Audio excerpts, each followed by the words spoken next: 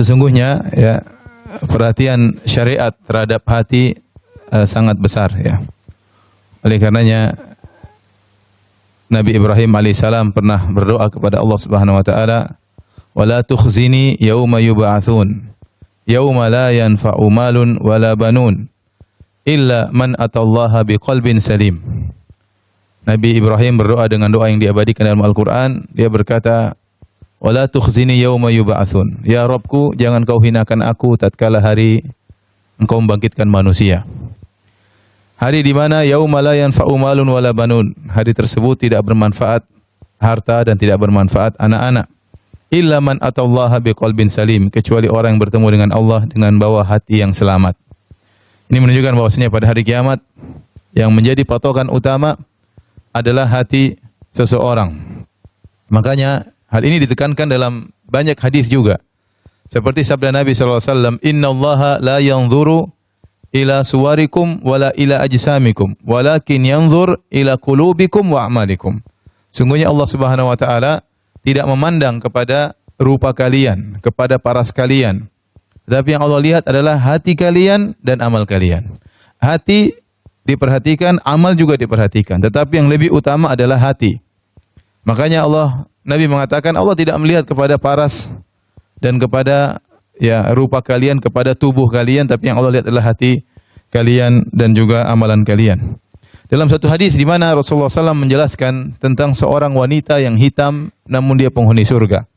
Hadis diriwayatkan Imam Al-Bukhari rahimahullahu taala, berkata Ibnu Abbas radhiyallahu ta'ala anhuma kepada Atha bin Abi Rabah, salah seorang tabi'in. Kata Ibnu Abbas radhiyallahu anhuma, "Ala urika imra'atan min ahlil jannah?" Maukah aku tunjukkan kepada engkau tentang seorang wanita penghuni surga? Qultu bala. Maka kata Atha bin Abi Rabah, tentu wahai Ibnu Abbas. Kata Ibnu Abbas, hadhil mar'atu sauda, inilah wanita yang hitam. Atatin Nabiy sallallahu alaihi wasallam faqalat inni usra. Maka wanita yang hitam ini datang kepada Nabi sallallahu alaihi wasallam, dia berkata, "Ya Rasulullah, sungguhnya saya terkena penyakit sara." Sara ini bisa diartikan dua, mungkin diganggu oleh jin sehingga dia jatuh menggeliat, atau dia terkena penyakit ayan sehingga dia kemudian menggeliat terkapar. Wa inni atakasyaf. Namun tatkala saya terkena penyakit ayan, atakasyaf, sebagian auratku terbuka karena gerak-gerakan, mungkin sebagian betisnya terbuka, sebagian lengannya terbuka. Maka dia mengeluh kepada Nabi sallallahu alaihi wasallam. Fad'ullaha li. Ya Rasulullah, doakanlah aku. Maka Nabi sallallahu alaihi wasallam berkata, "In syi'ta sabarti walakil jannah." Kalau kau ingin, kau bersabar, maka kau dapat surga. Wa in syi'ti da'autullaha ayyu'afiyaki. Kalau kau ingin, aku doakan kepada Allah agar kau disembuhkan. Maka dia memilih bersabar. Kata dia, "Asbir." Aku bersabar. Faqalat, dan dia berkata, "Inni atakasyaf." Dia gelisah, "Ya Rasulullah, kalau saya bersabar, namun saya tersingkap sebagian aurat saya kalau saya sedang terkena penyakit ayan. Fad'ullaha li alla atakasyaf." Maka berdoalah kepada Allah agar ketika aku terkena penyakit ayan tidak tersingkap sebagian auratku. Fada'alaha, maka Nabi SAW pun mendoakan wanita ini. Lihatlah wanita ini, kata Ibnu Abbas, wanita penghuni surga. Dari segi paras dia seorang wanita yang hitam, yang mungkin tidak banyak orang yang tertarik kepadanya. Dia wanita biasa, bukan ibu sosialita ya. Wanita biasa saja ya. Tetapi dia punya keinginan besar meskipun dia hitam ya, agar tidak tersingkap auratnya. Ya, yang mungkin kalau lelaki melihat tidak begitu tertarik, dia pun tetap menjaga harga dirinya, tidak ingin tersingkap auratnya. Perhatikan, dia menjadi mulia di sisi Allah. Kenapa? Hatinya, dia bersabar. Dia memilih tetap sakit, yang penting dia bersabar. Ini semakin menekankan kepada kita yang menjadi patokan bukanlah paras dan rupa. Sebagian kita mungkin terpedaya dengan rupanya, dengan parasnya, dengan penampilannya, dengan tasnya, dengan bajunya, dengan ketenarannya. Itu semua tidak bermanfaat di sisi Allah Subhanahu wa taala. Yang bermanfaat bagaimana hati seorang dan amalannya. Hati seorang dan amalannya. Maka Nabi mengatakan, "Innallaha la yanzuru ila suwarikum wala ila ajsamikum." Allah tidak melihat kepada jasad kalian, Allah tidak melihat kepada rupa kalian, Allah tidak melihat kepada bodi kalian. Walakin yanzur ila qulubikum wa a'malikum. Tapi yang Allah perhatikan adalah hati dan amalan kalian. Nah, tatkala kita berbicara tentang amalan hati, ya. Membersihkan hati. Maka ini kita berbicara tentang perjuangan. Karena membersihkan hati bukanlah perkara yang ringan, perkara yang berat. Hanya orang-orang spesial yang Allah pilih sehingga mereka selalu memperhatikan hati mereka. Kita terpedaya yang sering kita perhatikan zahir kita, penampilan kita, ya. Paras kita, baju kita, dan itu biasa, manusiawi, ya. Mereka memperhatikan penampilannya karena dia akan keluar, dilihat oleh banyak orang, dilihat oleh teman-temannya, semua diperhatikan penampilannya, ya, bajunya. Tetapi dia lupa bahwasanya yang menjadi perhatian Tuhan, Allah Subhanahu wa taala, hatinya. Bagaimana hatinya? Jangan sampai dia lebih sibuk memperhatikan zahirnya, memperhatikan penampilannya, sementara dia lupa memperhatikan batinnya, memperhatikan hatinya. Maka seorang barometer harus dirubah, ya. Penampilan hati, kebersihan hati harus dia lebih perhatikan daripada penampilannya. Semua diperhatikan, tapi yang menjadi barometer, menjadi prioritas dia yang utama adalah bagaimana memperhatikan hatinya. Dan saya katakan bahwasanya ini perlu perjuangan agar seorang bisa membersihkan hatinya. Dalam satu hadis dari Abdullah bin Amr bin Al-As radhiyallahu anhuma, dia berkata, qila li Rasulillah sallallahu alaihi wasallam, ditanyakan kepada Nabi sallallahu alaihi wasallam, ayyun nasi afdal? Ya Rasulullah, manusia mana yang paling afdal? Qala kullu mahmumil qalbi saduqul lisan. Setiap orang yang hatinya mahmum. Mahmum itu artinya dibersihkan. Hatinya dibersihkan. Secara bahasa, mahmum itu artinya disapu. Yaitu setiap orang yang hatinya dia sapu dari kotoran-kotoran hatinya, saduqul lisan, yang lisannya jujur. Qalu, maka para sahabat untuk mendengar pernyataan Nabi, mereka bertanya, saduqul lisan na'rifuhu, ya Rasulullah, lisan yang jujur kami mengerti. Fama mahmumul qalb, apa yang dimaksud dengan hati yang dibersihkan atau disapu? Apa maksudnya hati yang disapu? Maka kata Nabi SAW, huwan naqiyyut taqi, yaitu hati yang bersih, hati yang bertakwa. La ithma alaihi, tidak ada dosa pada hati tersebut. Wala baghya, wala ghil, wala hasad. Tidak ada kezaliman kepada orang lain, tidak ada kejengkelan sama orang lain, dan tidak ada hasad sama orang lain. Ini berat, ya. Hati yang bersih, mahmumul qalb, itu hati yang dia bersihkan sehingga bersih, penuh dengan ketakwaan, tidak ada kejengkelan sama orang, tidak ada hasad sama orang, tidak ada dongkol sama orang, hatinya bersih dari dosa. Hadis ini, hadis yang hasan, mengisyaratkan bahwasanya seorang kalau ingin hatinya bersih, maka dia harus sering membersihkan hatinya. Seperti rumahnya yang kotor, ya. Setiap hari mungkin kemasukan debu, mungkin masukan kotoran, maka dia harus senantiasa membersihkannya. Jangan dia biarkan kotoran tersebut bertumpuk, maka dia bersihkan kotoran-kotoran tersebut, dan ini dia lakukan setiap hari, setiap saat. Maka ibu-ibu yang dirahmati oleh Allah Subhanahu wa taala, pada kesempatan kali ini kita akan sama-sama berusaha belajar apa kiat-kiat yang bisa kita lakukan agar hati kita bisa bersih. Karena kita semua sadar hati kita bermasalah. Di antara bukti-bukti bahwasanya hati kita bermasalah, ibu-ibu yang dirahmati Allah Subhanahu wa taala, pertama kita susah khusyuk dalam salat. Ya. Ini berarti hati kita bermasalah. Seorang kalau hatinya bersih, niscaya dia lebih mudah untuk khusyuk dalam salatnya. Tapi saat kita salat, kita mengerti bagaimana hati kita kemana-mana, menerawang kemana-mana, banyak dunia yang kita pikirkan dalam salat kita. Betapa sering kita ingin salat kita cepat selesai, rukuk yang cepat, sujud yang cepat, tidak betah, ya. Begitu assalamualaikum langsung buka HP lihat WhatsApp. Ya, ini bukti bahwasanya kita sholat sementara WhatsApp di hati kita, ya. Dan itu kenyataan, ya. Kenyataan, ya. Tidak khusyuk, ya. Ini menunjukkan hati kita bermasalah. Di antara menunjukkan hati kita bermasalah, kita tidak betah baca Al-Qur'an. Ya. Ya. Kita kata Utsman bin Affan radhiyallahu taala anhu, "Lau tahurat qulubukum ma syabi'tum min kalami rabbikum." Kalau seandainya kalian hatinya bersih, kalian tidak akan pernah puas dengan baca Al-Quran. Tapi siapa di antara kita kuat baca Al-Quran? Baru baca Al-Quran satu lembar, sudah ngantuk, ya. Tiba-tiba ngantuk begitu saja, ya. Tiba-tiba gelisah. Padahal kalau baca WhatsApp, nonton berita dan yang lainnya, maka berlama-lamaan juga asyik. Ini menunjukkan hati kita bermasalah. Mau tidak mau, jangan kita bilang hati kita bersih. Sebagian orang mengatakan, ya yang penting hati saya bersih. Mana buktinya? Buktinya anti tidak kuat untuk baca Quran lama-lama. Buktinya anti tidak menangis tatkala baca Al-Quran. Buktinya anti tidak khusyuk tatkala salat. Terus anti ngaku hati bersih. Itu kan barometer anti. Tapi dalam syariat menunjukkan hati anti bermasalah. Hati anti bermasalah. Ya. Harus dibersihkan. Ada sesuatu yang tidak beres. Ya. Kemudian di antaranya mudah suudzon sama orang, mudah suudzon sama teman-teman. Ya. ya, merendahkan orang lain dan macam-macam lah. Kita sendiri masing-masing sadar tentang penyakit-penyakit hati yang ada pada hati kita, yang mungkin kotoran itu sudah bertumpuk lama, tidak kita bersihkan. Ya, karena kita tidak pernah perhatian. Sementara tiap hari kita perhatian wajah kita, pergi ke salon sana bersihkan ini, bersihnya ada jerawat satu aja pusing kepala ya. Ya. Berusaha untuk bersihkan hati. Penyakit banyak dalam hati tidak diperdulikan. Ya. Sementara kalau kita bertemu dengan Allah, kita bukan berhadapan dengan wajah cantik kita. Yang kita berhadapan dengan Allah dengan hati kita yang bersih. Itu yang bermanfaat. Baik. Terlebih lagi pembahasan masalah membersihkan hati sangat penting, terutama di kalangan para ibu-ibu. Karena ibu-ibu itu apa? Komunitas baper ya. Mudah perasa, sedikit perasa ya. Sedikit, makanya masalah dalam ibu sangat banyak ya.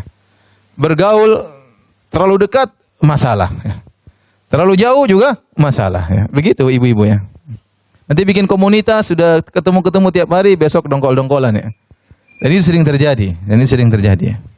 Laki-laki sih enggak begitu, cuek aja, masing-masing punya urusan. Ibu-ibu seperti itu, baper ya. Ya, karena memang mereka diciptakan dengan demikian. Hati mereka susah untuk mereka jaga. Makanya disebut di akhir zaman, tatkala Dajjal muncul, yang paling banyak ikut ibu-ibu. Kenapa? Hati mereka tidak kuat. Ada sedikit Dajjal membuat sebagian kesaktiannya yang aneh-aneh, ibu-ibu terbawa. Kenapa? Karena baperan. Ya. Maka ini penting bagi ibu-ibu untuk bagaimana bisa membersihkan hati-hati mereka, terutama di zaman yang penuh fitnah, zaman yang penuh dengan glamornya dunia dan fitnah yang macam-macam. Ya. Baik, kita akan sebutkan 10 poin hal-hal yang bisa membersihkan hati ya. Yang pertama, ibu-ibu yang dirahmati Allah Subhanahu wa taala, agar hati kita bersih adalah menjaga lisan.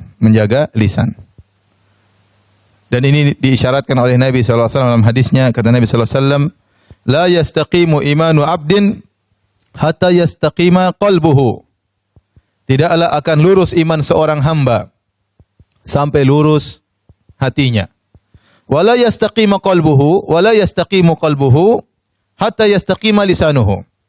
Dan hatinya tidak bisa istiqamah, tidak bisa lurus sampai lurus lisannya.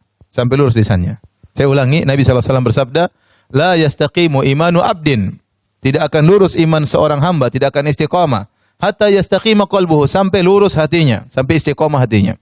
Wala yastaqimu qalbuhu, dan tidak mungkin hatinya lurus hatta yastaqima lisanuhu, sampai lisannya ikut lurus. Ini dalil yang sangat kuat bahwasanya lisan punya pengaruh besar terhadap hati. Dan ini pengaruh yang paling kuat. Kata para ulama bahwasanya hati ini ibarat wadah yang siap diisi dengan apa saja. Dan sumber keran atau saluran untuk mengisi hati tersebut ada 3, yaitu lisan, pandangan, dan pendengaran.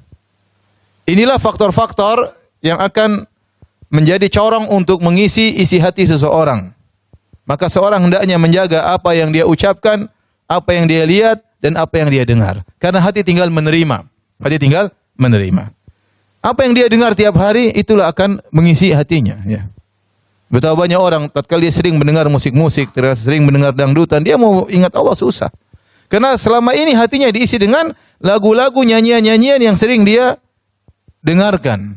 Apalagi kalau seorang sampai hafal banyak sekali lagu-lagu ya. Ya, dalil Al-Quran tidak dia hafal, dalil hadis tidak dia hafal. Tatkala ada permasalahan timbul, yang keluar nada lagu. Yang keluar dalilnya lagu. Cinta kayak masalah apa, kayak masalah inilah macam-macam ya. Kenapa? Yang dia hafal adalah seperti itu. Makanya seorang hati-hati dengan apa yang dia dengar, dengan apa yang dia lihat, dan apa yang dia bicarakan. Karena itulah yang mengisi hatinya. Dan saya katakan ini sangat penting, kenapa? Terutama tatkala kita sakratul maut.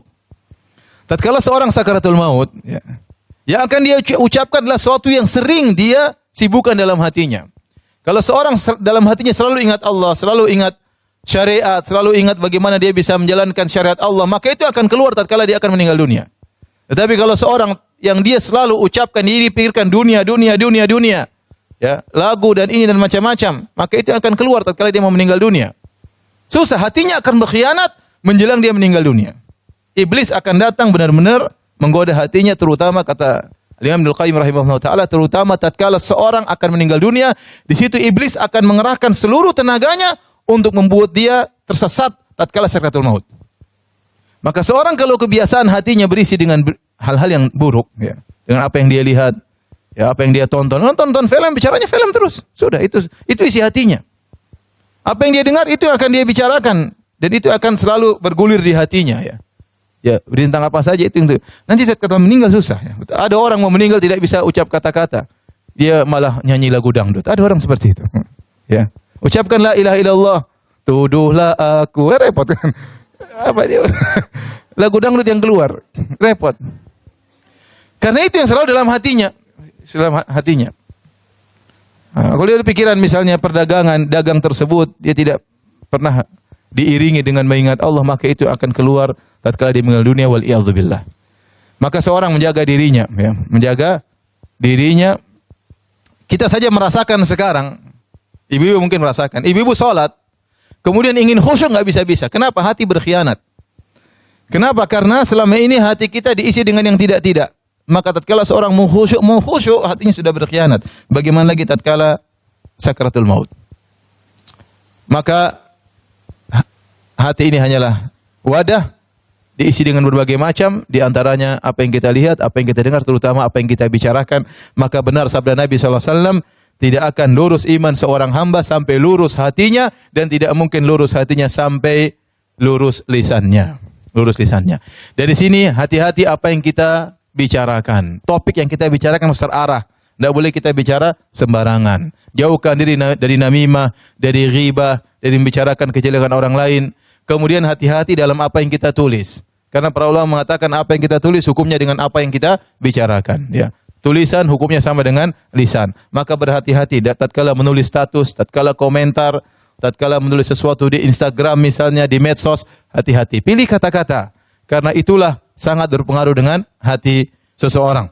Dalam hadis yang lain kata Nabi SAW, "Idza asbaha ibnu Adam fa innal a'dha kulluha tukaffirul lisan." Ya, jika tiba di pagi hari maka seluruh anggota tubuh manusia akan berbicara kepada lisan, mengeluh kepada lisan. Ya. Apa kata fataqul, berkata anggota tubuh yang lain, "Ittaqillah fina." Wahai lisan, bertakwalah kepada Allah untuk kami. Fa innama nahnu bika. Sungguhnya kami anggota tubuh yang lain hanya ikut engkau wahai lisan. Fa in istaqamta istaqamna. Kalau kau lurus wahai lisan, kami ikut lurus. Wa ini awajajta awajajna. Kalau kau bengkok, maka kami juga ikut bengkok. Ini dalil sangat menunjukkan bahwasanya lisan pengaruhnya luar biasa dalam kelurusan hati seseorang.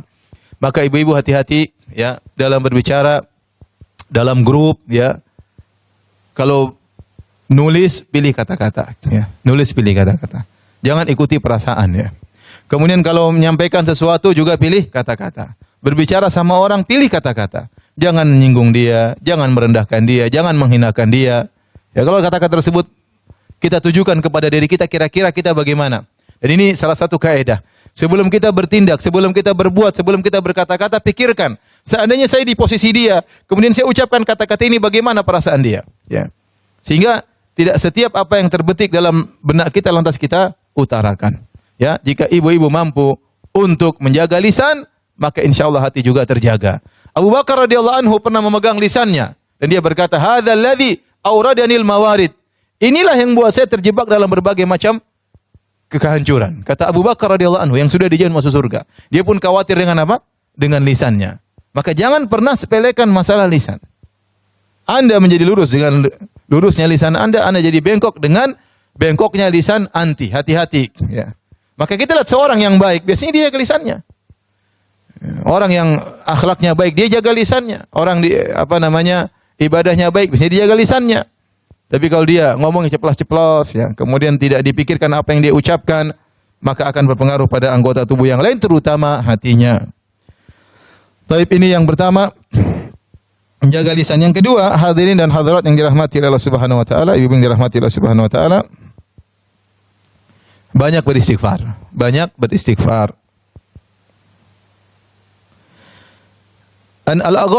Anil Aghar al-Muzani, dari seorang sahabat yang bernama Al-Aghar al-Muzani, Qala Rasulullah sallallahu alaihi wasallam. Rasulullah sallallahu bersabda, "Innahu la yughanu ala qalbi." Sungguhnya ada sesuatu yang mengganggu hatiku. Wa inni la astaghfirullah fi kulli yaumin mi'ata marrah. Ya. Ya, sungguhnya aku beristighfar kepada Allah setiap hari 100 kali. Tatkala Nabi mengatakan la yughan ala qalbi, ada sesuatu bermasalah dalam hati Nabi sallallahu alaihi wasallam, ya. Maka untuk menghilangkan masalah tersebut dari hati Nabi sallallahu alaihi wasallam, maka Nabi beristighfar kepada Allah Subhanahu wa taala, ya. Jadi intinya kalau Nabi gelisah, ada sesuatu yang tidak enak dalam hatinya, maka apa yang beliau lakukan apa? Istighfar. Dalam hadis yang lain, dalam hadis yang hasan dari Abu Hurairah radhiyallahu anhu, an Rasulillah sallallahu alaihi wasallam, Rasulullah sallallahu bersabda, "Innal 'abda idza akhta'a khati'atan nukitat fi qalbihi nuktatun sauda." Jika seorang hamba melakukan satu dosa, maka dibuatlah titik hitam dalam hatinya, ya, satu titik. Fa idza huwa naza'a wastaghfara wa taba suqila qalbuhu.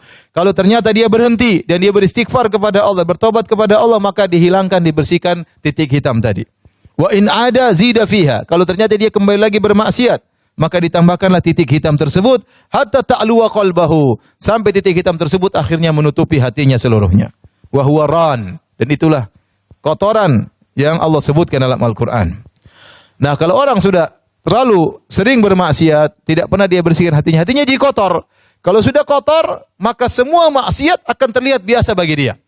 Tidak ada yang gelisah bagi dia. Semuanya enak menurut dia. Dia mau maksiat, dia mau minum khamar, dia mau berzina, dia mau apa, dia biasa saja. Ya. Kenapa? Hatinya sudah hitam. Hatinya sudah hitam. Oleh karenanya yakinlah bahwasanya setiap kita bermaksiat, maka pasti memberi kemudaratan, dan kemudaratan yang paling pertama adalah kemudaratan bagi hati kita. Ada titik hitam di hati kita. Semakin banyak titik hitam, maka semakin sulit bagi kita untuk mengenal kebenaran. Semakin sulit bagi kita untuk semangat beribadah. Maka bisa jadi kita ini malas beribadah, dan itu sangat mungkin. Kenapa? Karena maksiat yang kita lakukan. Mau baca Quran, malas, ya. Mau salat malam, malas. Mau salat duha, malas. Masalah, berarti hati kita bermasalah, ya. Ya, hati kita bermasalah. Kalau ada kewajiban yang kita tinggalkan, santai saja, ya. Misalnya terlambat sholat, santai aja, tidak gelisah, tidak sedih, tidak, biasa aja, ya, biasa aja, ya. Sebagian ibu-ibu tidak menjalankan kewajibannya kepada suami, biasa aja, hatinya biasa aja, berarti hatinya bermasalah. Tidak menjalankan kewajiban kepada orang tuanya, kepada anak-anaknya, biasa saja. Ini ada masalah. Seharusnya kalau hati itu bersih, ya. Kata sebagaimana perkataan Ibnu Qayyim rahimahullahu taala, "Wallahi law annal quluba salimatun la taqatta'at asafan minal hirmani." Seandainya hati itu bersih, maka kalau ada perkara yang terhalang darinya, perkara kebaikan, tentunya hatinya akan terpotong-potong karena sedih. Seperti seorang biasanya dia salat malam, tiba-tiba dia tidak salat malam, dia gelisah banget. Kenapa saya tidak salat malam? Ada apa yang saya lakukan? Kenapa Allah tidak bangunkan saya di malam hari? Atau dia terlambat sholat subuh, kenapa saya bangun jam 7? Ada apa gerangan? Ya. Dia akan merasa sedih, hatinya terpotong-potong karena ada kebaikan yang terhalang darinya. Tetapi kalau hati sudah hitam, apa yang dilakukan? Dia cuek aja. Ya.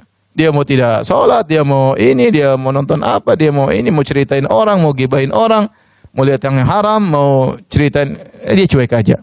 Mau membangkang suami, membentak suami, marah anak-anak, mau apa saja, dia tidak peduli. Mau zalimi orang, dia tidak peduli. Itu tanda bahwasanya hatinya sudah hitam.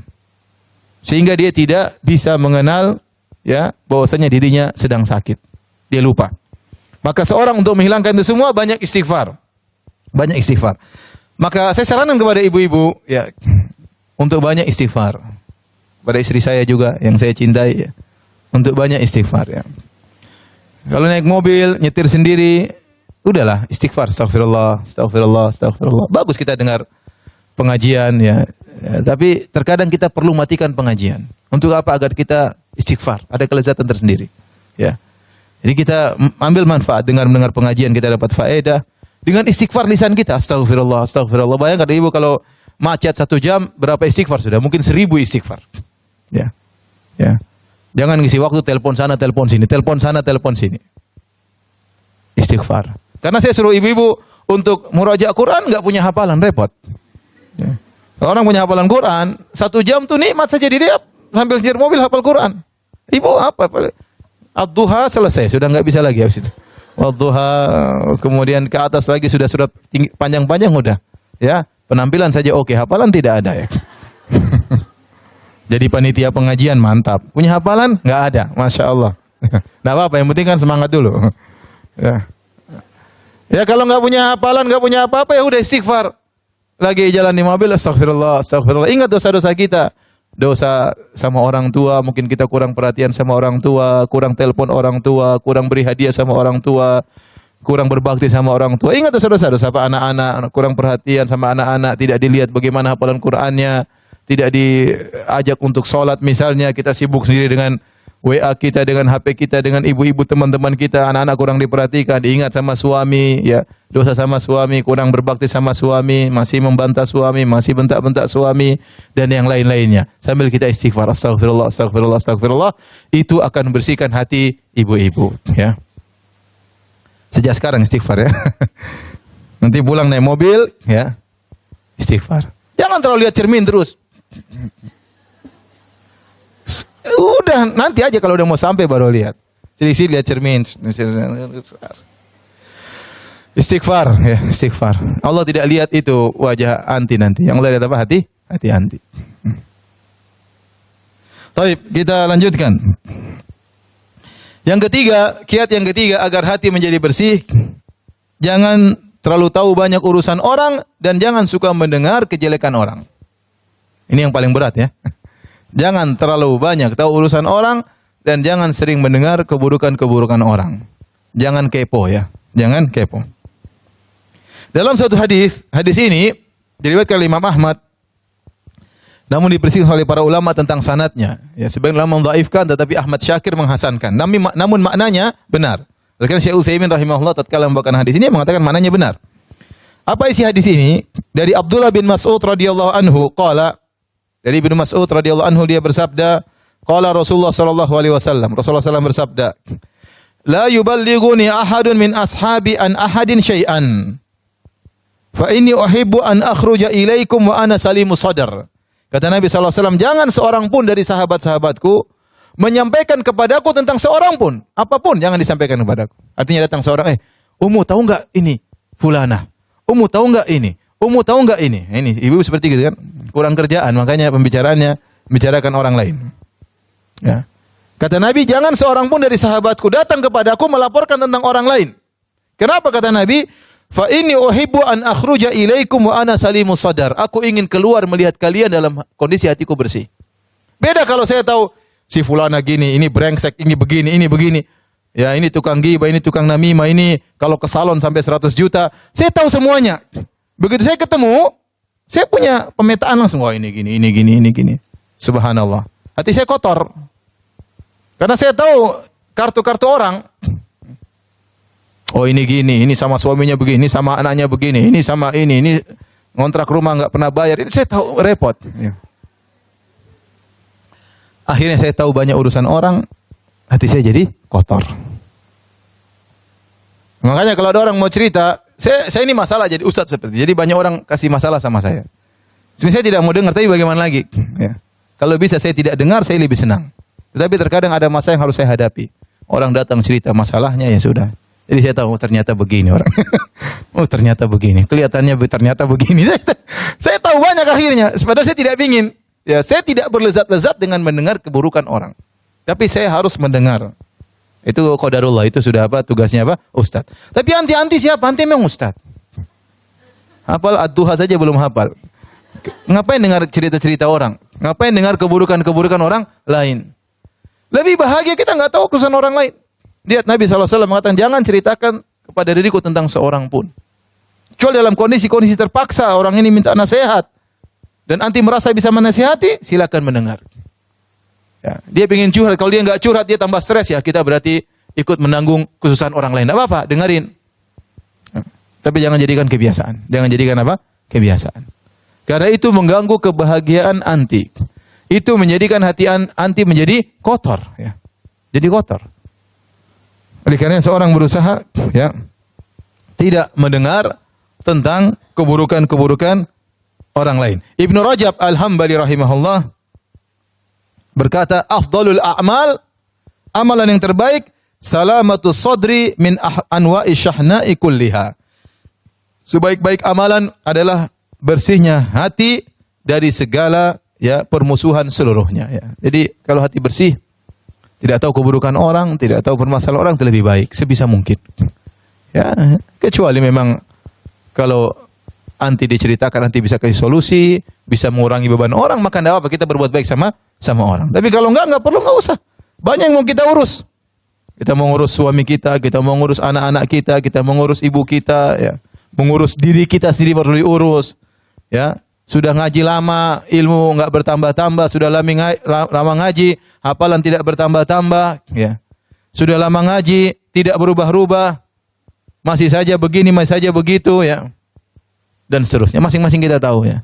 Masing-masing kita tahu tentang diri kita. Maka di antara hal yang membantu seorang kiat yang ketiga agar seorang ya tidak atau bersih hatinya, jangan suka mendengar urusan orang lain, apalagi mendengar keburukan orang lain. Kalau ada orang datang sama kita, ukhti, ada fulan, sudah jangan, saya enggak mau dengar. Ya, kamu kalau ada perlu nasihati dia aja langsung, saya enggak mau dengar. Enggak usah lah, hati saya juga banyak dosa, hati saya juga kotor, ya, saya tidak ingin dengar tambah kotoran dalam hati saya. Kalau ada orang yang seperti itu bergaul sama kita, putuskan persahabatan. Masih banyak yang siap jadi sahabat bagi kita. Nggak usah malu-malu. Kalau kita malu-malu, pekewuh, kita yang sendiri terjerumus dalam dosa, kita yang sengsara, kita menyakiti hati kita. Ada kita punya kawan, ternyata suka nyeritain keburukan orang lain. Mohon maaf. Ya. Cari alasan. Ya. Afwan, ana sibuk. Mau sibuk kemana kek, bukan urusan nanti. Pokoknya putus. Jangan bergaul dengan dia. Karena kita tidak ingin ya hati kita kotor dengan cerita tentang keburukan-keburukan orang lain. Makanya di antara doa yang diajarkan dalam Al-Qur'an ya, kata Allah Subhanahu wa taala, "Walladzina ja'u min ba'dihim yaquluna rabbana ighfir lana wa li ikhwanina alladzina sabaquna bil iman wa la taj'al fi qulubina ghillan lil ladzina amanu."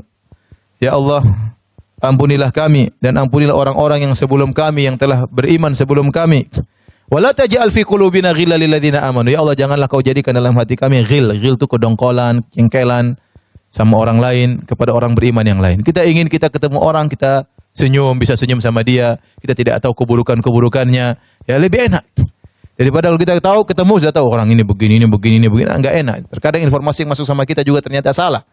Salah atau benar kita berusaha tidak mendengar. Maka saya ingatkan ibu-ibu yang dirahmati Allah Subhanahu wa taala, waktu kita terbatas, umur kita terbatas, jangan terlalu ikut medsos untuk mendengar keburukan-keburukan banyak orang. Ya. Jangan terlalu ikut medsos. Anti punya dunia sendiri. Ketemu ke teman-teman, kumpul ketemu makan-makan misalnya, atau pengajian kayak atau jalan-jalan. Itu lebih baik daripada mendengar berita sana, berita sini, berita sana, berita sini yang menguras tenaga, menghabiskan energi dan mengotori hati kita semua. Baik, yang keempat, agar hati menjadi bersih, berusaha tentram dan bahagia tatkala sendirian. Berusaha tentram dan bahagia tatkala sendirian. Latih diri kita untuk merasa nyaman tatkala sendirian. Saya tidak pungkiri bahwasanya kita merasa nyaman tatkala bertemu dengan kawan. Ya, bertemu dengan ibu-ibu yang lain, saya sendiri bertemu dengan kawan-kawan saya, ada kerinduan bertemu dengan mereka. Tetapi jangan sampai kenyamanan kita tatkala baru bersama mereka. Ya, terkadang kita perlu nyaman dengan kesendirian dan ini penting. Ini untuk membersihkan hati kita. Saya sebagai suami, saya nyaman kalau bisa sama istri saya, bisa ketemu anak-anak. Tapi saya harus punya waktu, saya merasa nyaman, saya tidak bersama mereka. Saya sendirian, entah dengan baca buku, entah dengan sholat, entah dengan apa. Ya, nanti ada ketemu nyaman lagi, ketemu dengan mereka. Tapi saya harus melatih diri saya untuk merasa nyaman tatkala saya bersendirian. Karena saya tahu waktu yang akan saya sendirian lebih banyak daripada waktu bersama mereka. Saya bersama istri saya, sama anak saya mungkin puluhan tahun di dunia. Setelah itu saya masuk alam barzakh, saya akan sendirian. Saya akan sendirian. Istri saya pun demikian. Dia akan masuk dalam alam barzakh, dia sendirian. Anak-anak saya pun demikian. Anti semuanya pun demikian. Maka latih diri kita untuk senantiasa mendapat kelezatan, ketentraman tatkala bersendirian. Dan itu diisyaratkan dalam hadis kata Nabi SAW tentang 7 golongan yang Allah naungi pada hari kiamat kelak. Di antaranya Kata Nabi SAW, rajulun dzakarallaha khaliyan fafadat ainah. Seorang yang dia bersendirian, dia ingat Allah Subhanahu wa taala, maka kemudian dia meneteskan air mata. Jangan sampai kita hanya bisa khusyuk tatkala kita banyak orang. Sementara tatkala kita sendirian kita tidak bisa khusyuk. Berarti hati kita bermasalah. Anti sedang sakit hatinya. Anti sedang sakit hatinya. Maka sisihkan waktu kita untuk bersendirian. Ya, makanya jangan selalu bareng-bareng ya. Ada waktunya kita bertemu dengan kawan-kawan dan lebih banyak waktunya kita bersendirian, merenungkan diri kita, merenungkan kesalahan-kesalahan kita, buka Al-Qur'an kita baca ya. Salat malam, salat duha ya. Tapi enggak usah di-share semuanya ya. Antara anti dengan Allah Subhanahu wa taala ya. Tidak semua perkara kita share ya, terutama ibadah kita. Uktum min hasanatik kama taktum min sayyiatik. Sembunyikanlah kebaikan-kebaikanmu sebagaimana anti menyembunyikan borok-borokmu, menyembunyikan aib-aibmu. Tapi ini perkara yang harus dilatih. Makanya dalam Islam ada syariat i'tikaf. Untuk apa? Untuk berlatih menyendiri. Ada syariat salat malam. Untuk apa? Melatih kita bersendirian. Ya. Makanya dalam hadis kata Nabi SAW tentang amalan yang saleh, kata Nabi SAW, rajulani tahabba fillah ijtama alaihi wa tafarraqa alaihi. Di antara orang-orang yang dinaungi oleh Allah pada hari kiamat kelak, dua orang yang saling mencintai karena Allah. Mereka bertemu karena Allah dan mereka berpisah karena Allah. Bertemu karena Allah, misalnya ketemu pengajian, berarti bertemu karena Allah. Bertemu dalam rangka membantu anak yatim, membantu para janda, membantu orang miskin, berarti bertemu karena Allah Subhanahu wa taala, dan kita juga berpisah karena Allah. Berpisah karena Allah, kita bilang apa? Ummu, sudah cukup ya, saya ada kesibukan di rumah. Saya mau siapin sarapan buat suami saya mau masakan buat suami saya mau nyambut kedatangan suami saya. Kita tinggalkan dia karena Allah Subhanahu wa taala. Ummu, sudah cukup ya WhatsApp-nya, kenapa saya ngurus anak saya belum mandi, mau saya urus dulu. Jangan kita ketiwi terus dia apa? Di WhatsApp sehingga anak tidak diurus, suami tidak diurus. Ya. Jadi ada namanya bertemu karena Allah dan juga jangan lupa berpisah karena apa? Allah. Berpisah karena Allah. Waktunya kita berpisah. Kalau malam-malam ketemu saya ngobrol malam, waktunya kita berpisah. Saya kalau ngobrol sampai jam 11 nanti bagaimana mau bangun malam? Ya. Waktunya kita berpisah karena Allah. Kita bilang, "Oh, sudah malam, istirahat ya." "Oh, jangan dulu, kita enggak ada." Kita berpisah karena Allah. Ya, jadi harus dilatih, bukan cuma bertemu karena Allah, berpisah juga karena Allah. Karena kalau tidak demikian, terkadang kita bersahabat dengan syahwat. Pingin lama-lama, pingin ini sehingga banyak kewajiban-kewajiban yang terlalaikan karena kita berteman tidak benar. Jadi maksud saya, ingat, latih diri kita untuk bersendirian, merasakan kenikmatan dalam apa? Kesendirian. Itu harus dilatih.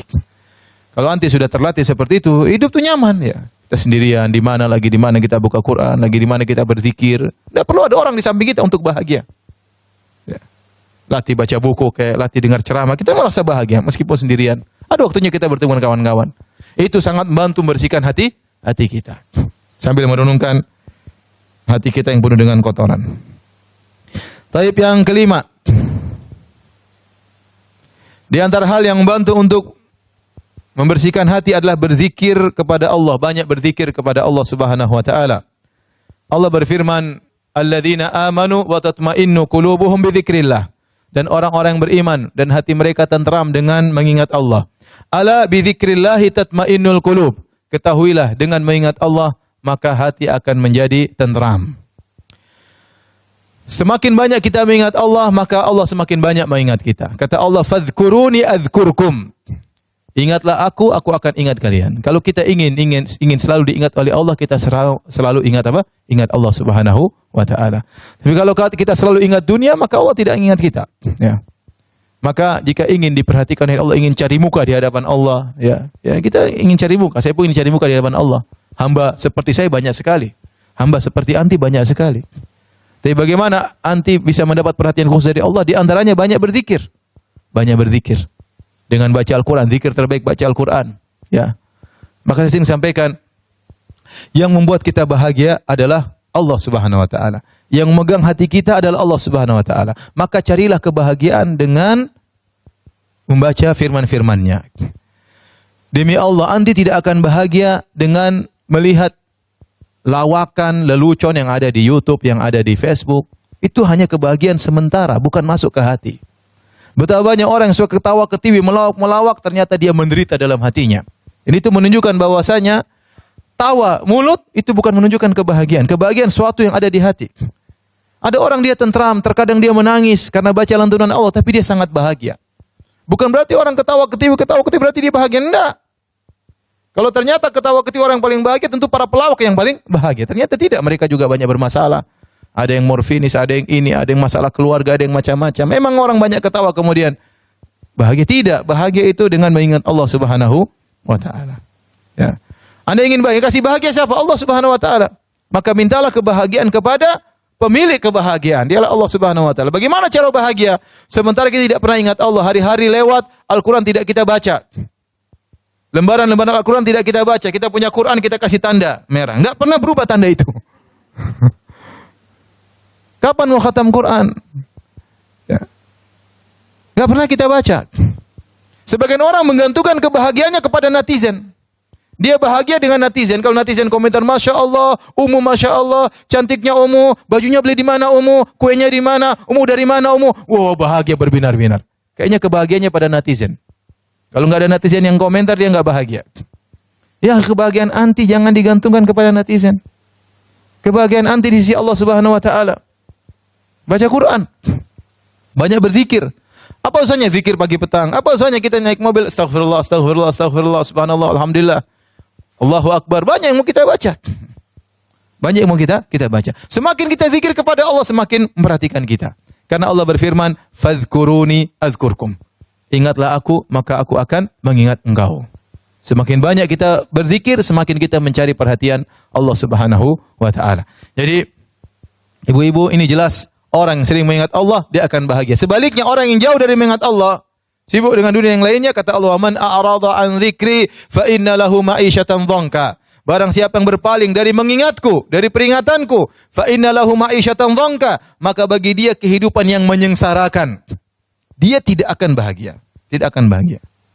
Anti kira orang kafir bahagia, tidak bahagia, hati mereka sengsara. Anti kira orang memiliki uang yang banyak akan bahagia, tidak bahagia kalau dia jauh dari Tuhannya. Dia tidak bahagia. Mungkin kita terpedaya melihat dia dengan kekayaannya, melihat dia dengan rumahnya yang mewah, dia tidak bahagia. Kebahagiaan itu Allah berikan kepada orang yang mengingatnya. Allah berikan kepada orang yang mengingatnya. Orang yang ya berzikir kepada Allah, membaca ayat-ayat Allah, itu orang yang bahagia. Ya. Oleh karenanya para hadirat, ibu yang dirahmati Allah Subhanahu wa taala, agar senantiasa hati kita bisa bersih, jangan lupa untuk banyak berzikir kepada Allah. Biasakan lisan kita, latih diri kita. Saya sering sampaikan, ini ibadah zikir, ini ibadah yang ringan, bisa dilakukan oleh banyak orang. Siapa saja bisa melakukan, tidak harus ustadz. Siapa yang susah mengatakan alhamdulillah, subhanallah, semua kita hafal. Tetapi kapan kita tergerak mengucapkannya, jarang yang melakukannya. Ya, apalagi kalau saya mobil sama kawan, tiba-tiba kita astaghfirullah, astaghfirullah, ustazah. Sadar ya, sadar. Jadi candain, cuek aja, biar kita istighfar, astaghfirullah, astaghfirullah, saya banyak dosa, astaghfirullah, astaghfirullah. Nanti kita ngobrol, ketawa lagi, zikir lagi, alhamdulillah, subhanallah, alhamdulillah. Kita praktekkan. Dan itu saya katakan kurang hidup di tanah air kita. Kalau saya di Madinah atau di Mekah, itu hal biasa. Ketemu kawan-kawan samping, sambil kita berjalan, kita ketawa, itu tengah-tengah, astaghfirullah, alhamdulillah, alhamdulillah, alhamdulillah. Ya, itu biasa. Ya, supir taksi aja kadang-kadang beristighfar. Sambil kita dibawain supir, dia astaghfirullah, alhamdulillah, alhamdulillah. Ya, Rabbana walakal hamd, sambil dia nyetir. Ya. Jadi karenanya sama seperti kalau misalnya ada syekh-syekh datang ke Indonesia, saya temani dia, dalam mobil kita ketawa ketiwi, ngobrol, ketawa ketiwi, kadang saya ngakak, dia ngakak juga, tapi di tengah-tengah itu tidak lepas dari zikir. Sudah hal yang biasa. Nah, kita ini malu untuk mulai zikir karena dianggap so alim, ya. Sejak kapan nunggu begitu? Jadi akhirnya lisan susah untuk beristighfar. Padahal orang yang banyak berzikir kepada Allah, hatinya semakin bersih. Tapi yang berikutnya, yang keenam, agar seorang bisa hatinya bersih, latih dulu untuk ikhlas. Latih diri untuk ikhlas. Ada dua hal, ini yang keenam dan ketujuh, yaitu untuk agar bisa hati bersih, agar hati tidak keras, yaitu ikhlas, dan yang kedua membantu orang lain. Kata As-Sa'di rahimahullah dalam tafsirnya, ya, kata beliau, fa'unwanu sa'adatil abdi, tanda kebahagiaan seorang hamba, ikhlasuhu lil ma'bud, dia ikhlas kepada Allah Subhanahu wa taala, wa sa'yuhu fi naf'il khalq, dan dia berusaha untuk memberi manfaat kepada orang lain. Seorang yang paling bahagia adalah orang yang mengumpulkan dua perkara ini. Dia ikhlas kepada Allah dan dia berusaha memberi manfaat kepada orang lain. Sekarang kita bicara ikhlas. Orang ikhlas itu apa? Orang yang tidak mengharap pujian orang lain. Yang dia perhatikanlah komentar Allah terhadap apa yang dia lakukan. Maka dia harus melatih diri, perhatikan niat dia, saya lakukan ini kenapa? Karena Allah. Saya melakukan ini karena Allah. Saya umrah kenapa? Apakah ingin agar dipublish, untuk diposting, atau karena Allah? Harus perhatikan niat. Saya ikut pengajian di sini kenapa? Karena Allah, karena saya ingin dapat pahala dari Allah Subhanahu wa taala. Kenapa saya kumpul sama kawan-kawan untuk pergi ke anak yatim? Karena Allah, bukan untuk kemudian dipublish bahwasanya kita ibu-ibu ya sosialita kemudian gini, enggak. Karena Allah Subhanahu wa taala. Semakin kita melakukan semua karena Allah, kita semakin bahagia. Semakin kita tidak peduli dengan komentar netizen. Semakin kita tidak peduli dengan komentar orang lain. Kenapa? Karena kita melakukannya karena Allah. Seorang dai, kalau dia sudah karena Allah Subhanahu wa taala, yang mau hadir depan dia 1000 orang dengan 5 orang tidak ada bedanya bagi dia. Bagi dia, dia menyampaikan agama Allah Subhanahu wa taala. Yang dia cari komentar Allah Subhanahu wa taala. Bukan banyak sedikit pengikut, dia tidak pedulikan. Yang dia pedulikan, yang saya lakukan benar atau tidak. Mau orang marah, mau orang merendahkan, tidak peduli. Ya. Kenapa? Karena dia lakukan semua karena Allah Subhanahu wa taala. Dan ini harus kita latih agar kita ikhlas. Semakin kita ikhlas, kita semakin bahagia. Semakin hati kita bersih dari berbagai macam penyakit. Tapi kalau seorang sudah mulai mencari komentar orang, maka dia sendiri yang menderita. Dia sendiri yang menderita. Oleh karena ibu, bagaimana caranya ikhlas? Tentunya pembahasannya panjang, tapi di antara melatih diri kita untuk ikhlas adalah menyembunyikan amal saleh. Menyembunyikan amal saleh. Kata Nabi SAW, "Man istata'a minkum an yakuna lahu khabi'un min amalin saleh, falyaf'al." Barang siapa di antara kalian yang mampu punya amal saleh yang tersembunyi, yang tidak ada yang tahu, maka lakukanlah. Seandainya suami pun tidak tahu, kalau bisa lakukan. Tapi kalau suami harus tahu, enggak ada masalah. Seandainya saya punya amal soleh, istri saya tidak harus tahu, saya bisa lakukan amal soleh, istri tidak tahu, saya akan lakukan. Tapi kalau ternyata istri harus tahu sebagai hubungan suami istri, maka tidak jadi masalah. Ya. Karena kita sama suami, kita tidak riak sama suami, kita tidak riak sama istri. Biasanya kita riak itu sama kawan, sama tetangga, sama anggota grup. Maka latih diri kita untuk sembunyikan amal soleh. Kapan anti mencapai derajat ikhlas, maka anti akan bahagia. Anti akan bahagia. Ingat perkataan saya ini. Kapan anti menggantungkan kebahagiaan anti kepada Allah, anti ikhlas, anti akan bahagia. Kapan anti menggantungkan kebahagiaan anti dengan komentar netizen, anti semakin menderita. Semakin menderita. Tidak akan pernah berhenti komentar orang. Ada yang mencela, ada yang memuji dan yang lainnya. Kapan kita mau terlepas dari belenggu seperti itu? Caranya dengan ikhlas kepada Allah Subhanahu wa taala. Taib. Yang ketujuh adalah membantu orang lain. Ada seorang lelaki datang kepada Nabi SAW. Yashku qaswata qalbihi. Dia mengeluhkan tentang kerasnya hatinya. Kata dia, ya Rasulullah, apa solusinya? Hati saya keras. Baca Quran kurang khusyuk. Salat kurang khusyuk. Kurang terenyuh tatkala mendengar lantunan Al-Quran. Apa solusinya? Kata Nabi SAW. In aradta al-yalina qalbuk fatimil miskin wamsah ra'sal yatim. Kalau kau ingin hatimu lembut, maka berilah makan kepada orang miskin dan usaplah kepala anak yatim.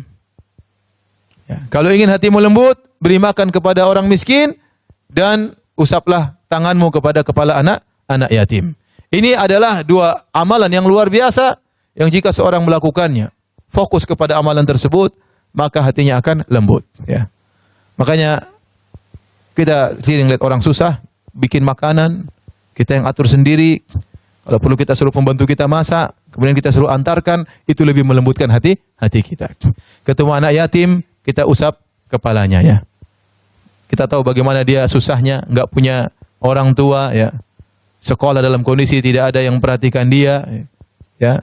Kita usap, dia akan sedikit merasakan kebahagiaan dari sentuhan orang tuanya yang hilang. Maka kebahagiaan tersebut akan tertular kepada diri kita. Ya. Dan itu akan melembutkan hati kita. Ya, kalau kita usap kepala anak miskin, anak yatim, jangan lupa kasih uang ya. Jangan diusap-usap terus ya. Tante, sudah berapa kali usap tante? Uangnya kapan? Usap kasih duit juga ya. Usap kasih duit juga ya. Jadi dengan demikian hati kita menjadi lembut. Intinya ini sekedar perwakilan dari contoh dari memperhatikan orang susah. Makanya dikatakan tidak ada sesuatu yang dibagi yang pernah habis seperti kebahagiaan. Semakin kita bahagia-bahagiaan, kita semakin apa? Bahagia. Ya, maka share kebahagiaan. Punya harta buat apa disimpan-simpan, ya. Punya harta untuk beli barang-barang mewah buat apa? Ini barang mewah kita mati mau dibawa, enggak dibawa, ya. Mending ini tas mahal kita jadikan sumbangan untuk anak yatim. Ini tas mahal kita sumbang untuk masjid. Ya, ini tas mahal kita jual untuk berikan kepada ya fakir miskin.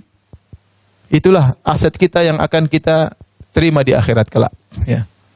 Jadi kalau ingin hati menjadi lembut, jangan lupa untuk beri makan kepada fakir miskin dan untuk menyentuh kepala anak yatim. Seperti sekarang ada program-program Jum'ah berkah, Jumat barokah. Masya Allah itu. Hari Jumat mereka buat makanan, orang-orang sholat kemudian makan. Alhamdulillah itu suatu kebaikan. Ya. Kemudian ke-8, agar hati menjadi bersih, terhindar dari berbagai macam kotoran. Jangan masukkan dunia di hati. Jangan masukkan dunia di hati. Dunia di tangan, jangan saya masukkan di dalam hati. Ya. Saya tidak melarang anti memiliki barang-barang yang bagus. Itu suatu hal yang wajar ya. Kalau perlu apalagi ya tidak ada masalah ya. Tapi jangan sampai itu kemudian benar-benar dimasukkan ke hati. Contoh punya mobil mewah. Ya udah punya mobil mewah, saya perlu, saya pakai enggak ada masalah. Tapi kalau kau goret sedikit, aduh marah ngamuk macam-macam ya, akhi. Kayaknya hatinya teriris waktu ada yang gores apa? Mobilnya. Itu mobil akhi itu benda besi ngapain ente terkiris hatinya? Santai aja ya. Itu dunia. Ya. Maksudnya itu contoh bahwasanya dunia tersebut sudah masuk ke hati. Ada kawan saya bikin rumah, kemudian kolam renang, kemudian indoor dan macam-macam. Saya bilang ya akhi, jangan terlalu mewah-mewah nanti. Kalau terlalu mewah, kita mau mati tuh kayaknya gimana gitu. Ini sudah bangun bagus-bagus saya mati, gimana rasanya? Tapi kalau biasa-biasanya meninggal ya sudahlah, ini buat keluarga, buat yang lain gak ada masalah. Maksudnya boleh kita punya dunia, tapi jangan terlalu yang perfect, jangan terlalu yang high class, jangan terlalu seperti itu buat kita rusak hati kita. Terus belum lagi kita tidak selamat dari kesombongan dan keangkuhan. Benar.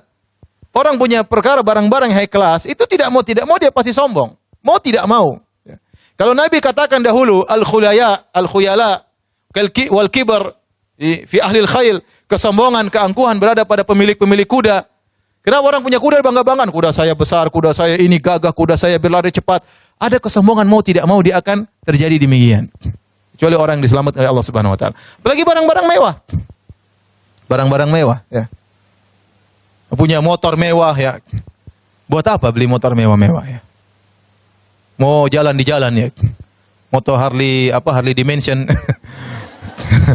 Kemudian saya lihat orang bawa motor di jalan. Ya kita nggak tahu hati dia. Cuma saya sayang motor semahal itu. Kalau ada manfaatnya silakan. Anti mau punya pesawat, Ustadz saya beli pesawat untuk keluarga, silakan bagus. Daripada campur ketemu pesawat yang pramugari ya sendiri rumah enggak. Mobil pesawat sendiri pribadi, enggak ada masalah. Kalau perlu enggak ada masalah. Tapi coba punya motor besar, kemudian orangnya kecil, kemudian kalau lampu merah dia harus turun karena enggak bisa ini. Terus gagangnya begini. Ya capek bawa motor begini. Apa perlu silakan. Anti bisa jawab kalau dihisab oleh Allah silakan. Tapi saya katakan memiliki barang-barang yang high class, yang perfect itu pasti berpengaruh pada hati seorang. Mau tidak mau. Mau tidak mau. Ya. Maksud saya, udahlah. Buat apa kita bergaya-gaya dengan dunia akan kita tinggalkan. Saya tidak melarang anti punya mobil mewah. Silakan perlu. Orang punya mobil besar, perlu nyaman silakan. Apalagi untuk safar, apa. Tapi jangan masukkan kemana? Ke hati. Ibu punya tas bagus, oke lah. Tapi jangan berlebihan. Kalau berlebihan akhirnya masuk ke mana? Ke hati. Mau tidak, itu tidak bisa. Kita manusia, lihat barang bagus, pasti masuk ke dalam apa? Hati. Tatkala sudah masuk ke hati, pikiran kita mulai dunia. Sudah, nanti sakratul maut gimana menghadapinya? Wallahu alam, saya enggak tahu. Ya. Punya saya tidak bukan berarti ibu suruh beli tas yang 20.000, enggak, maksud saya enggak. Yang wajar-wajar saja menurut saya. Oke, yang bagus, tapi jangan terlalu bagus. Jangan sampai kalau bagus tuh terlalu bagus pasti masuk ke hati. Mau tidak mau, itu kita manusia lemah iman kita. Apa kata Nabi SAW? Mali walid dunya, innama mathali wa mathalud dunya, karakibin istadhalla tahta syajarah. Tsumma raha fatarakaha. Apa urusanku dengan dunia, kata Nabi sallallahu alaihi wasallam. Waktu ada orang melihat, ya Rasulullah, kenapa Anda tidak mengganti kasur Anda menjadi besar, menjadi begini? Lihat orang-orang kafir, mereka di dalam kemewahan. Kata Nabi, apa urusanku dengan dunia? Apa urusanku dengan dunia? Perumpamanku dengan perumpamaan dunia seperti seorang yang sedang berjalan, kemudian mampir di bawah pohon sebentar, kemudian melanjutkan. Dunia itu pohon yang ditinggalkan. Tidaklah kita kecuali hanyalah salah satu fase dari perjalanan kita yang panjang. Ini fase salah satu kehidupan, 60 tahun, 70 tahun, kemudian kita akan masuk dalam fase alam barzakh, entah berapa ribu tahun. Kemudian kita masuk dalam fase alam padang mahsyar 50 ribu tahun, setelah itu surga atau neraka. Jangan kita terpedaya di fase yang singkat ini. Maka silakan punya dunia, ya. Ingatlah dunia itu tidak akan Anda bawa dalam alam barzakh. Ingatlah dunia yang Anda bawa tersebut, yang Anda miliki dunia ini semakin berat hisab Anda. Yakin hal tersebut. Kalau tidak dunia tersebut bukan karena Allah, maka itu malah petaka bagi Anda. Saya ulangi, kalau dunia yang Anda kumpulkan bukan karena Allah, Ustaz saya ini untuk membahagiakan ibu saya, Ustaz saya membahagiakan anak-anak, silakan, enggak ada masalah. Anti bisa jawab di hadapan Allah Subhanahu wa taala. Tapi kalau anti hanya sekedar mengumpulkan dunia, ya hanya untuk koleksi anak, koleksi sini supaya diakui oleh orang bahwasanya saya ibu sosialita, musibah nanti hari kiamat. Musibah, ya. Ya, memperpanjang hisab, repot. Yang kecil-kecil aja nggak bisa jawab, apalagi yang mahal-mahal. Gimana jawabnya? Taib. Yang berikutnya, yang ke-9. Senantiasa menerima takdir Allah Subhanahu wa taala, sehingga senantiasa husnudzon kepada Allah Subhanahu wa taala. Allah berfirman dalam surat Taghabun, "Ma asaba min musibatin illa biiznillah." Tidak ada satu musibah pun yang menimpa kecuali dengan izin Allah. "Wa man yu'min billahi yahdi qalbah." Barang siapa yang beriman kepada Allah, artinya menerima takdir Allah, yahdi qalbah, Allah akan beri hidayah kepada hatinya. Hatinya jadi bersih, hatinya ditambah iman, hatinya penuh dengan keimanan. Wallahu bikulli syai'in alim. Allah Maha kuasa atas segala, maha mengetahui segala sesuatu. Ini di antara kiat yang paling kuat membuat seorang hatinya bersih, menerima dengan takdir Allah Subhanahu wa taala. Kita semua hidup dalam ujian. Saya sering sampaikan hal ini. Tidak ada yang tidak diuji. Laki, perempuan, kaya, miskin, tua, muda, semuanya diuji. Ada ujian yang akan Allah berikan kepada kita. Tapi kalau kita, ya, husnudzon kepada Allah, terima dengan semua takdir, maka hati kita akan menjadi bersih. Sudah qadarullah. Ini semua sudah tercatat 50 ribu tahun sebelum Allah ciptakan langit dan bumi. Tidak mungkin kita menghindar. Ma asabaka lam yakun liyukhti'ak. Apa yang sudah Allah catat akan menimpamu, tidak akan lolos darimu. Wa ma akhta'aka lam yakun liyusibak. Apa yang Allah catat tidak akan mengenaimu, tidak bakalan mengenaimu. Jadi kalau kita terkena musibah, kita berusaha menghadapi tersebut, musibah tersebut kita hadapi, terus kita berpikir, ya sudahlah. Ini sudah tercatat 50 ribu tahun. Bukan sebelum kita diciptakan. 50 ribu tahun sebelum Allah menciptakan langit dan bumi, sudah tercatat bahwasanya saya akan, misalnya, anak saya akan meninggal. Sudah tercatat bahwasanya saya akan dicerai oleh suami saya. Tercatat bahwasanya saya akan dipoligami oleh suami saya, misalnya. Sedih ya? Sedih, takut tenengnya. Semua sudah dicatat. Mau ngelarang, mau bawa jenderal untuk menghalangi, kalau sudah ditakdirkan tidak akan bisa terhindarkan. Nah, tatkala kita menerima takdir Allah, hati kita menjadi tentram. Sudah, Allah tahu yang terbaik. Allah kasih saya ujian, berarti Allah tahu saya bisa menghadapinya. Allah tidak sembarang pilih. Allah pilih saya dikasih ujian ini, berarti saya bisa menghadapinya. Insya Allah saya bisa menghadapinya. Kalau kita mengatakan tidak mau, Allah bisa kasih ujian lain yang belum tentu kita bisa hadapi. Oleh karenanya ujian yang kita hadapi jalani. Pasrah, serahkan kepada Allah. Pasti di baliknya ada hikmah yang luar biasa. Wa may yu'min billah, barang siapa yang pasrah, yahdi qalbah, Allah akan tambah imannya dalam hatinya. Allah akan bersihkan hatinya. Maka ini perkara yang sangat penting, yaitu pasrah dengan takdir Allah Subhanahu wa taala. Saya rasa tidak ada yang paling membuat kita pasrah kecuali kita ingat, sudah ditakdirkan mau diapa. Sudah digariskan oleh yang kuasa, yang di atas sudah menggariskan 50 ribu tahun sebelum menciptakan langit dan bumi, terus mau diapain? Ya, anak meninggal, barang hilang, ya. Istri kayak begini, suami kayak begini, sudah repot, ya. Maka tinggal kita berusaha menghadapi ujian tersebut sesuai dengan koridor syariat Allah Subhanahu wa taala. Kita mencak-mencak juga percuma, nangis-nangis meronta-ronta tidak merubah kondisi. Hanya menambah dosa.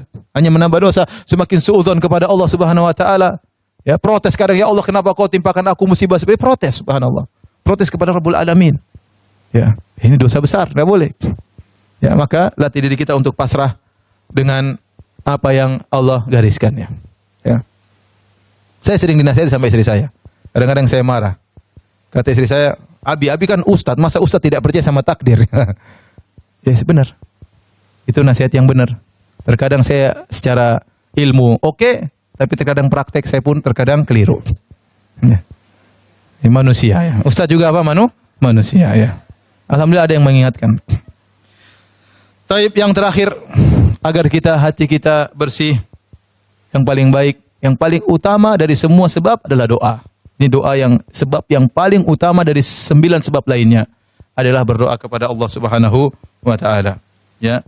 Di antara doa yang diajarkan oleh Nabi sallallahu alaihi wasallam harap dihafal, ya muqallibal qulub tsabbit qalbi ala dinik.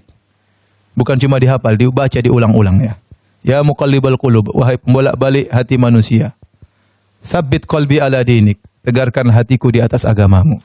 Itu bersihkan, istiqomahkan, luruskan. Jangan buat hati kita menjadi hati yang mencintai maksiat. Jadikan hati kami hati yang membenci kepada kemaksiatan. Ya, jadikan hati kami gelisah kalau mendengar ghibah dan namimah, bukan hati yang malah senang mendengar hati ghibah dan namimah. Berdoa kepada Allah sambil kita renungkan maknanya, ya muqallibal qulub, tsabbit qalbi ala dinik. Jadikan hatiku hati yang sabar tatkala terkena ujian. Jadikanlah hatiku yang tawadhu tatkala mendapatkan kenikmatan, tidak sombong dan angkuh. Itu semua termaktub dalam makna ya muqallibal qulub tsabbit qalbi ala dinik.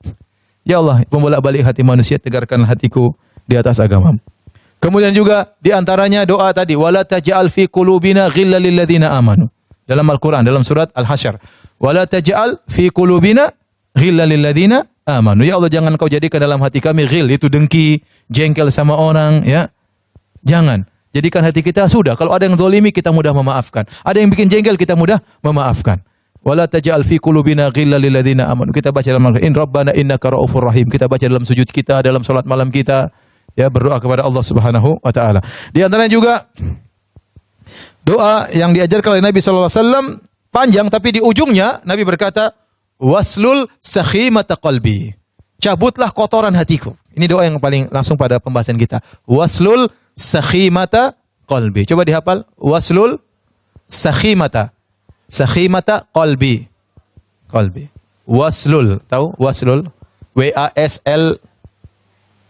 Waslul. Itu artinya tarik. Ya. Waslul sakhimata. Sin kha ya ta. Sakhimata qalbi.